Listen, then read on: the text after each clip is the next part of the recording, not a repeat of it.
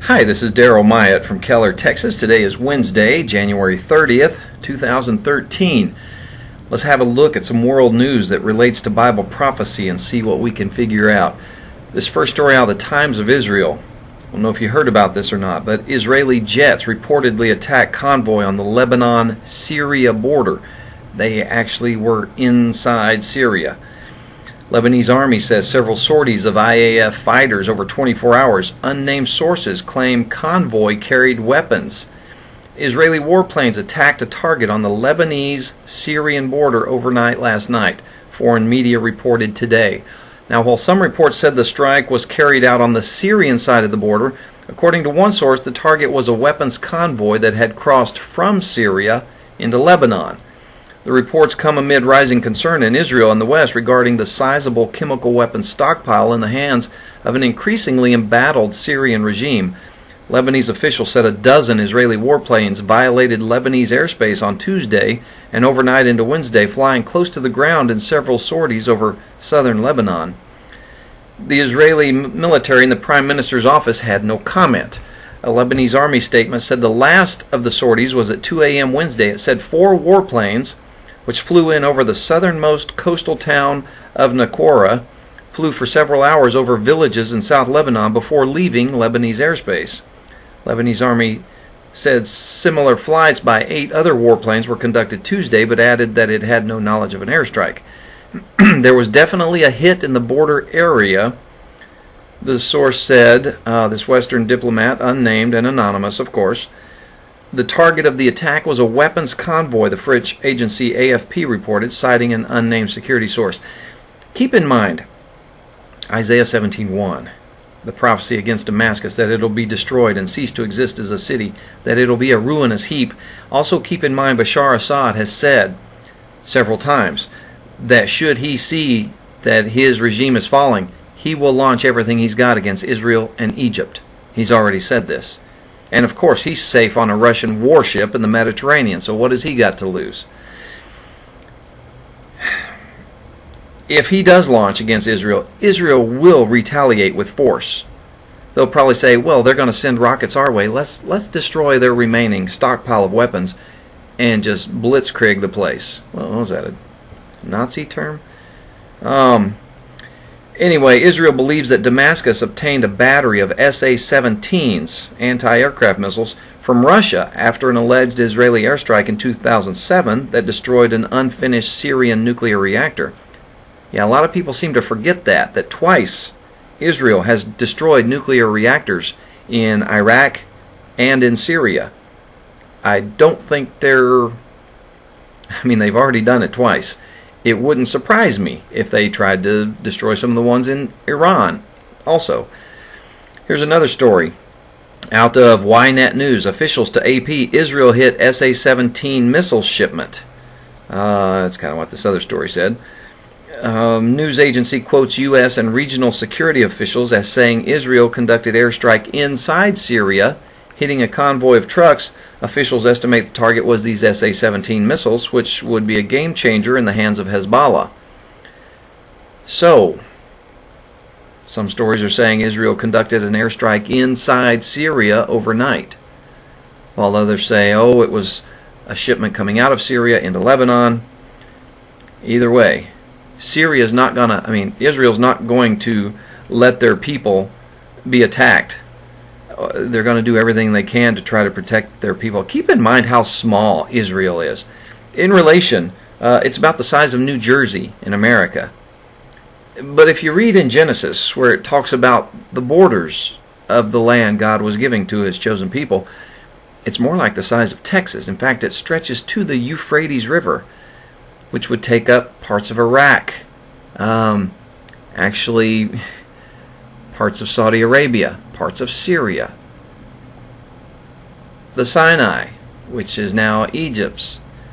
It would take up a lot more space than it currently has now if they had the true borders that the Bible describes. Anyway, let's move on. See what else we got. Here's a story out of the Telegraph. Benjamin Netanyahu says Israel's strike on Iran would have a limited effect. According to Ma'ariv Daily, Netanyahu told a visiting delegation from the American Jewish Committee that only U.S. military action could completely halt Iran's nuclear program, which Israel and much of the world believes is a guise for building a weapons capability. He also hinted that any U.S. military activity ought to be carried out before Tehran finishes the process of enriching uranium to 20% purity, the paper said. The sanctions are only likely to stop Iran if there's a credible military threat over their head.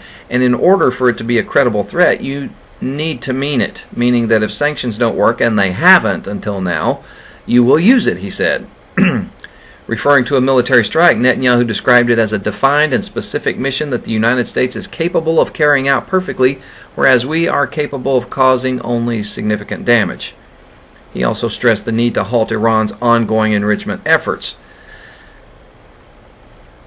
Of course, you know, Ezekiel 38:39 names Persia, which is modern-day Iran, as one of the main leaders of a world army against Israel.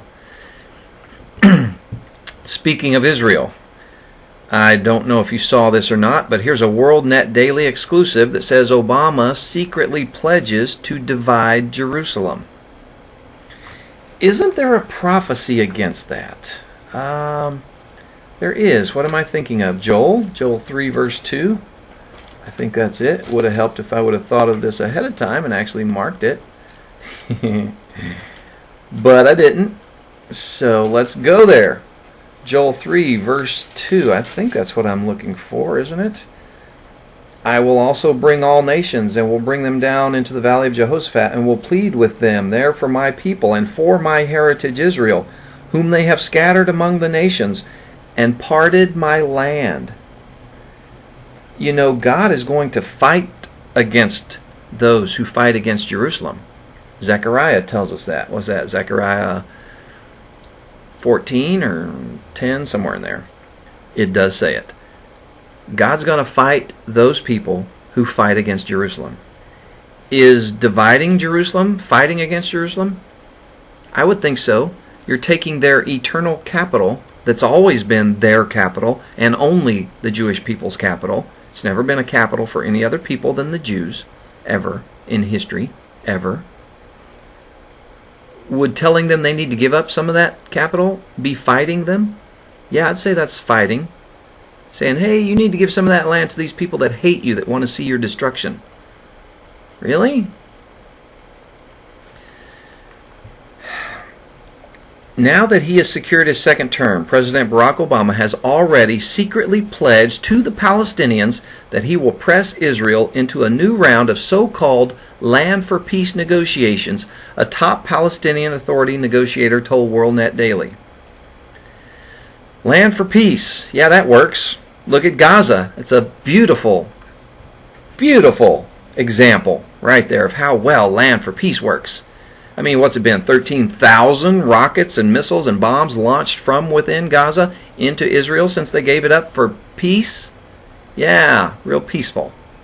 13,000 plus missiles, rockets, and bombs since Gaza has turned over to the Palestinians in, 2007? Some 5 years, almost 6 now. The negotiator said top members of the Obama administration told the Palestinians the U.S. president will renew talks at aiming to create a Palestinian state in the so-called 1967 borders, meaning in the West Bank, Judea, Samaria, the biblical heartland of the Jews, the Gaza Strip, and notably eastern Jerusalem. The negotiator further revealed when it comes to dividing Jerusalem, Obama wants to rehash what is known as the Clinton parameters. That formula, pushed by Bill Clinton during the Camp David talks in 2000, called for Jewish areas of Jerusalem to remain Israeli, while the Palestinians will get sovereignty over the neighborhoods that are Palestinian. Yesterday I told you about Sunday being International Holocaust Remembrance Day. And, yeah, don't mind the sirens going by. And I also told you there was people that denied this ever happened. Well, here's Mr. Mohammed Morsi of the Muslim Brotherhood in Egypt, who opened his mouth to that very thing out of a Ratsheva. Holocaust was a hoax cooked up by the United States. Really? A key figure in Egyptian President Mohamed Morsi's government has called the Holocaust a hoax cooked up by the U.S. intelligence operatives and claimed that the 6 million Jews who were killed by Nazis simply moved to the United States. Really? Okay, the Chancellor of Germany knows what truly happened. She said she told the world Germany will always be known for the killing of the 6 million Jews, will always be known for the Holocaust. Everyone who knows the truth knows it really happened. Of course, these are the same people who deny that Jesus is the Son of God. They deny he died on the cross. They deny he rose again from the dead. So obviously they know no truth. And they worship one who claims to be the greatest deceiver of all, Allah. In the Quran, Allah brags about being the greatest deceiver of all. They worship a liar. They don't know truth. Jesus said in John 16, there are those who will kill you thinking they're doing God's service. What do you think Allahu Akbar means? They're saying God is greater as they shoot you or blow themselves up and take you with them. Jesus also said, they do this because they don't know the Father or me. Clearly, these claims made by Fathi Shihab Adim, a senior figure close to President Morsi, who is now responsible for appointing the editors of the all-state-run Egyptian newspaper, came as the world marked Holocaust Remembrance Day on January 27th. He said the myth of the Holocaust is an industry that America invented. He believes what he's saying. Wow. Just amazing. Just absolutely amazing. Even Eisenhower, as he was, I believe it was Eisenhower, MacArthur? No, I think it was Eisenhower. One of these great military men, as they're walking through these camps where the Jews were killed, he told the reporters, take as many pictures as you possibly can, because somewhere down the line, somewhere in history, some bastard is going to say that this never happened. And here we are.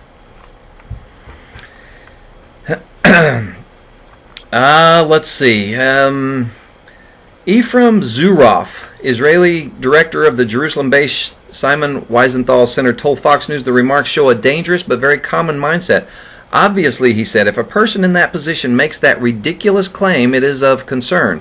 The sad truth is that these views are relatively common in the Arab world and are the result of ignorance on one hand and of government-sponsored Holocaust denial on the other.